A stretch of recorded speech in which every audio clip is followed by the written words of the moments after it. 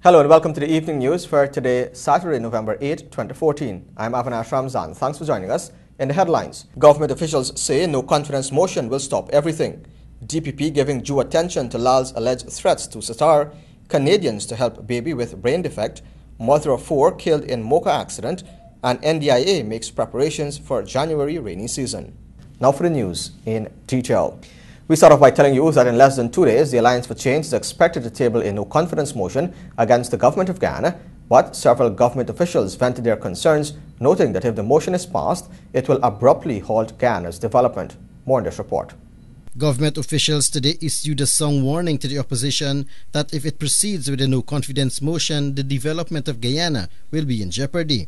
This warning was issued by Education Minister Priya Manichan and senior government officials Odinga Lumumba and Mansour Nadir. Speaking on a television Guyana program Under the Microscope, Manichan warned the opposition of the impending outfall if the no-confidence motion is passed when Parliament resumes on Monday. Let us say we go back to an election today, tomorrow, next week, and the people of Guyana said, you know what, y'all didn't learn your lesson. Go back in there and learn how to govern together in the interest of this nation. Are we going to call an election next year again? Or the following year? What happens? No country is going to be able to sustain growth and stability if every single year they have an election. In fact, that is why countries all over the world have a time within which governments are allowed to govern, and a time for elections and so on. It's to bring some stability to that country. Manichan also highlighted that the Partnership for National Unity was seemingly coerced into supporting the motion.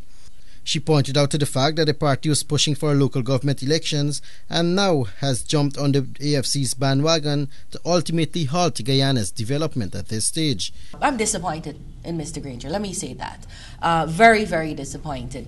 I always expected wildness from the AFC. They are wild people. That's my view of them.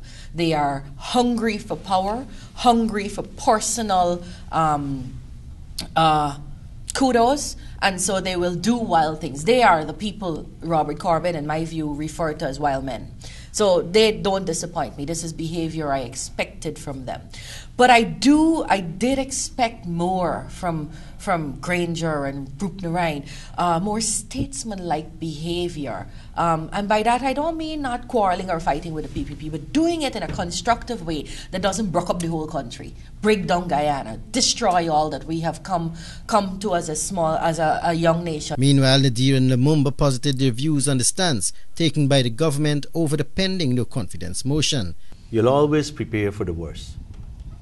So, whatever challenge that may come in front of you, you're prepared for it, and you have your contingency plans and hope for the best that will come out.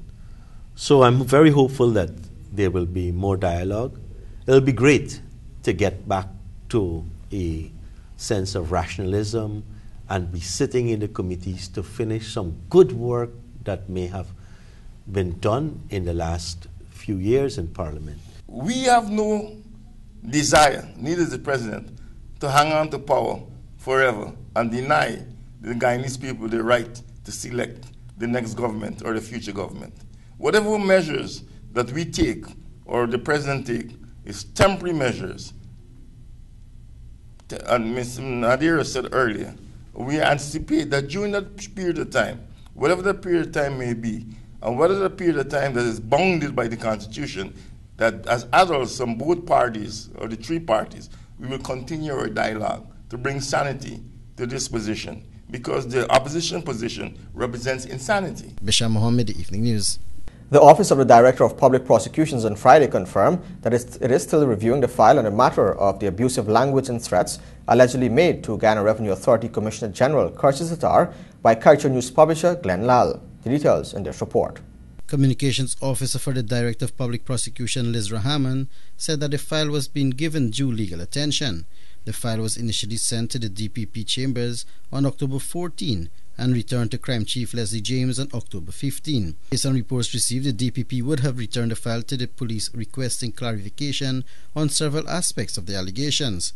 The police, on the other hand, would have included the information requested by the DPP and resent the file to her chambers on October 22. With the necessary clarifications noted, the DPP will now decide if there is enough evidence to institute charges against the publisher of the newspaper. According to the Customs Act, Lal could spend up to 3 years in prison for attempting to impede Sattar from the discharge of his mandate and issuing threats to him via telephone in August. Sattar had made a complaint to the Brigdam police station when the incident occurred.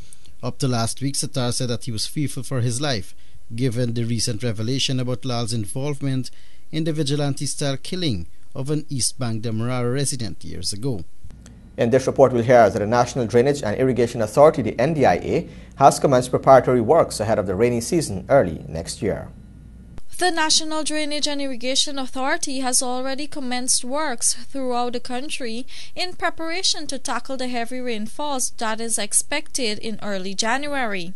Head of the NDIA, Lionel Wordsworth, told this newscast that several contracts have been awarded for servicing and repairs to pumps under the NDIA's control. Additionally, he mentioned that the authority has begun the tender process for the awarding of contracts to dredge the outfall channels across the country. Take for example Blackbush Polar, which there's 3 main outlets there,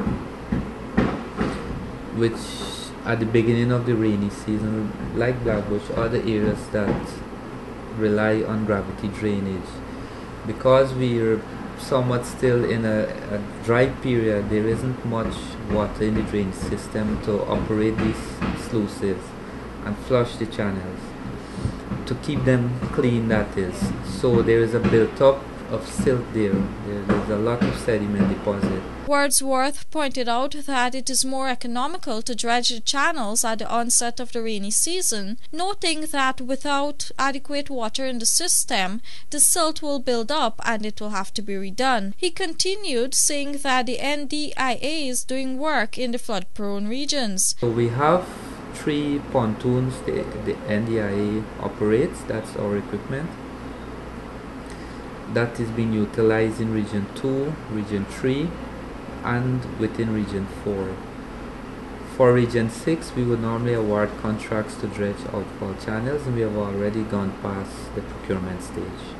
So we would have these in place to execute the work at the onset of the rainy season. In addition, the authority head explained that it is important to ensure that the sluices are in working conditions in order to function effectively during the rainy season.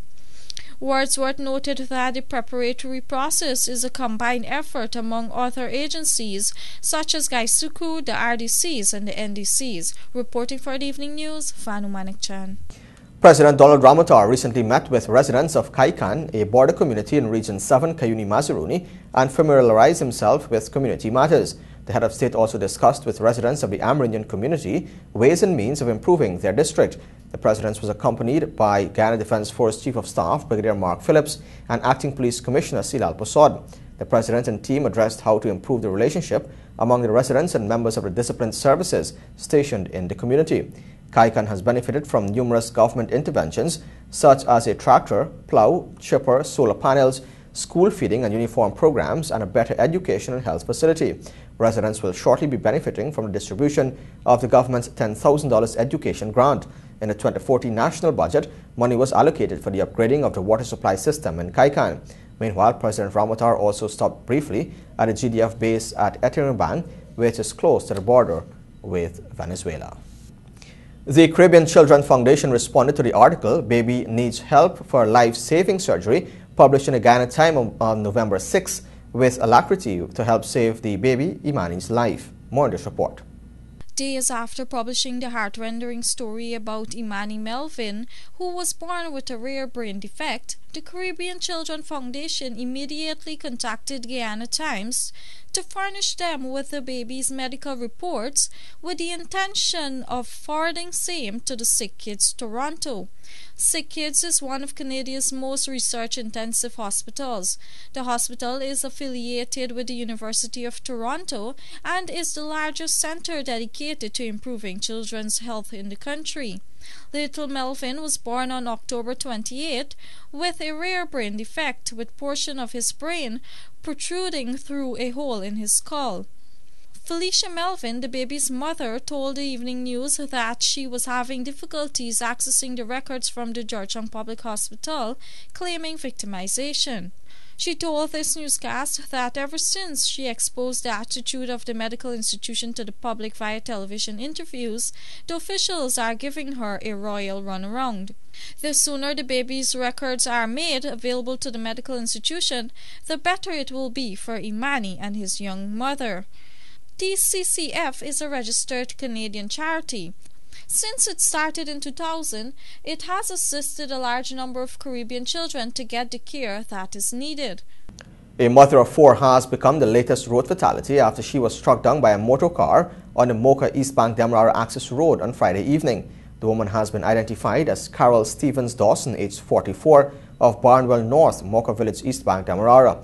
According to information received, the woman was walking aimlessly in the middle of the access road in the vicinity of 4th Bridge when she was struck and pitched into a nearby trench. Due to the darkness of the area, after being struck, it took several minutes to find her among the bushes. She was subsequently rushed to the Diamond Diagnostic Center, where she was referred to the Georgetown Public Hospital for the medical attention, but died on her way to the medical institution. She reportedly sustained injuries to her head and several broken bones about her body. The police in a release stated that they are investigating the fatal accident, while noting that the driver of the motor car is in police custody assisting with investigations. Stephen Dawson leaves to mourn her 4 children, mother and 4 siblings. Her body is at a Lichen Funeral Home awaiting a post-mortem examination. More news ahead. Stay tuned.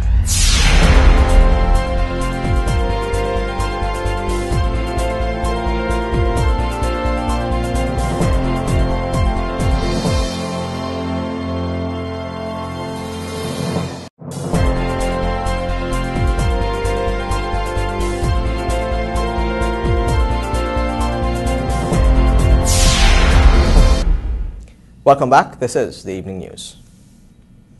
As scouts from across the country gathered to celebrate the 105th anniversary of the Scout Association of Guyana, the SAG, this year's observance was dedicated to long-serving member, Assistant District Commissioner and Cub Scout Maria Jennifer Day, who died on Saturday.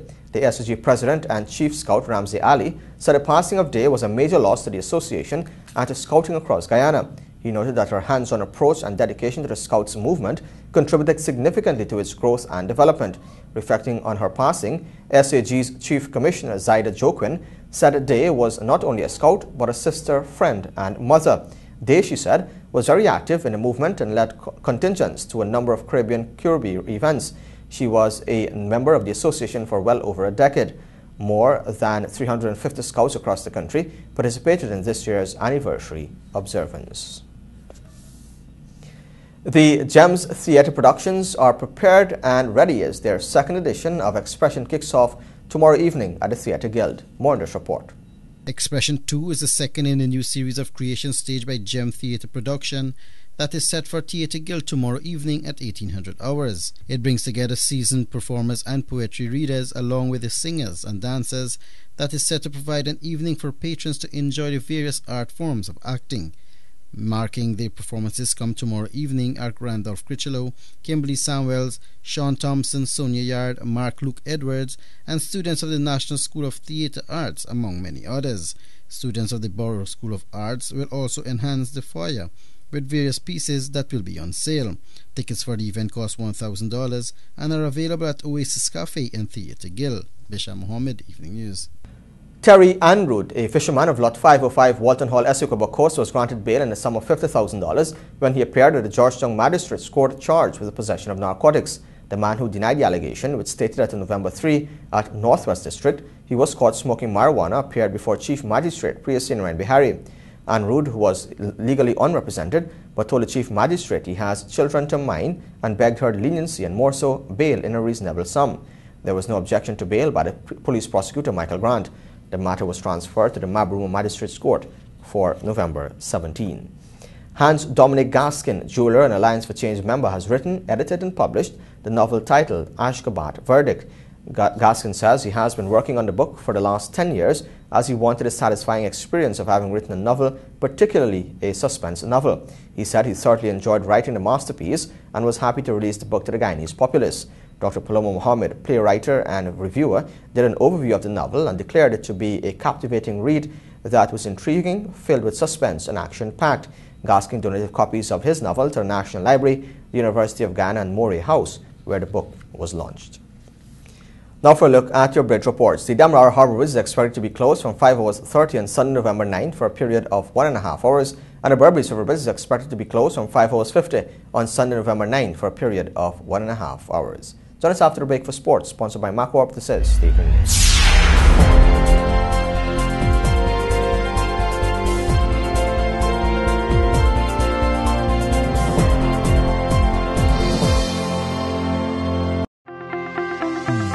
Every day presents a few more challenges. Keeping your business running shouldn't be one of them. That's why we work every day towards ensuring your overall satisfaction. With over 100 skilled technicians and engineers equipped with the tools and skills to help you do more. With the largest parts inventory in Guyana, over 10,000 line items readily available.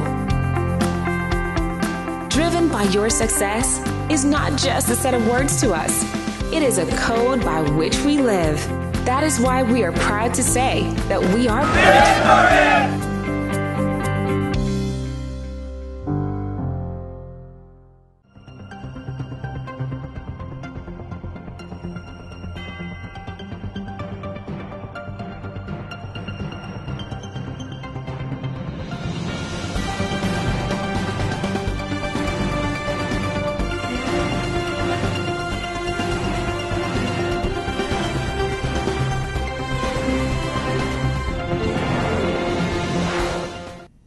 Welcome back. Now for a look at sport, but first the headlines. Troy Humphrey Memorial Race ends in confusion.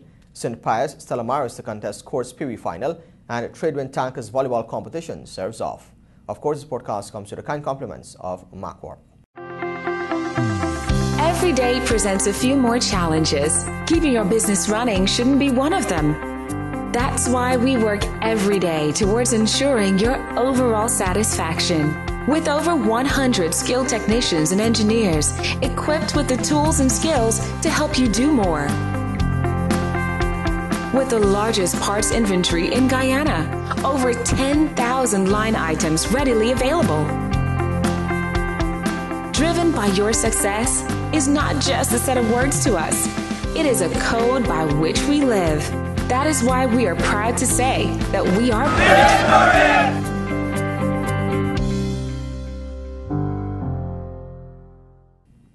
Welcome back. We start off with some cycling news. Based on reports of an internal issue between the Roraima Bikers Club and cyclist Marlon Fishy Williams, the feature 30-lap race of the 17th annual Troy Humphrey Memorial Cycling Extravaganza was called off, resulting in a premature end to the event. This broadcast was informed that based on the issue surrounding Williams, Roraima Bikers Club, the organizer of the event, was not eager for Williams to participate in the race. However, after it was disclosed that Williams would not be allowed to participate, 3 cyclists started the race, while the others stayed at the starting line in solidarity. The race was eventually called off after the cyclists refused to clear the inner circuit of the national park. Meanwhile, prior to the confusion, 8 races were successfully completed, and the winners were Michael Anthony, Romella Crawford, Lyndon Blackman, Ozia McCauley, Jeremiah Harrison, Junior Niles, Jaron Williams, and Tashana Doris. Sport Minister Dr. Frank Anthony has underscored the importance of linkages that can be built through the hosting of the Guyana Volleyball Federation's Tradewind Tankers International Club Festival. More in this report. The third edition of the tournament began on Friday afternoon at National Gymnasium on Mandela Avenue, and it was Anthony who delivered the feature remarks prior to performing the ceremonial serve-off to signal the start of rivalry among male and female teams of Guyana, Suriname, and French Guyana. I think through the game of volleyball, we can get to know each other better. We can transcend the linguistic barriers that we have, because through sports, it doesn't matter what language you speak. What matters is how you play the game. And I think we'll see some demonstration of this kind of sportsmanship throughout this tournament. The minister said the event also serves to strengthen relations among the countries. Dr. Anthony also pointed out that the administration will be working closely with the Guyana Volleyball Federation to assist with the development of the game in Guyana. So later this year, we expect to open another facility with a rubberized turf in Berbice so that we can improve volleyball in that area. I want to congratulate the Volleyball Federation for the various initiatives and, of course, to bringing this international tournament here. Guyana Volleyball Federation President Captain John Flores welcomed the visiting delegations, noting that the aim of the three-day tournament is to test the level of skills among the three nations. He also commended the governments of the three nations for seeing the need to invest in bringing the countries together through sport. I want to say also thanks to the government of the three nations for allowing us to come together annually to play these games, because it shows our collective commitment to these players, not only for volleyball, but having sports generally played among the three nations. Admission to the venue is $100 and children under 7 will be admitted free. The competition will wrap up on Sunday with the semi-finals and finals of the two categories. And finally, some football news. Defending champions St. Pius inflicted a 6-1 drubbing on Tugville, while Stella Maris defeated South Rhinefeldt on penalties to book places in the final of the court's Pee Wee football competition. Raymond Austin netted 5 goals for St. Pius, who now have a golden opportunity to become the first team in the history of the competition to win back-to-back titles. Stella Maris and South Rhinefeldt played to a 0-0 stalemate at the end of regulation and extra time before Stella Maris won 3-1 on penalties. The competition will wrap up next Sunday at the Bansiage Ground, Thirst Park. More on this story in our Monday's newscast. And with that, we have come to the end of sport, which is sponsored by MacCorp. And that's a wrap as well on the evening news for today's Saturday, November 8, 2014. Of course, you can find these and many more stories in tomorrow's edition of the Guyana Times. And here's an invitation to join us on TVG Channel 28 and on Radio Guyana Inc. 89.3 in Essequibo, 89.5 in Georgetown Environs, and 89.7 in Berbice and Unicary, Suriname. On behalf of all of us here, I'm Avinash Ramzan. Thanks for watching.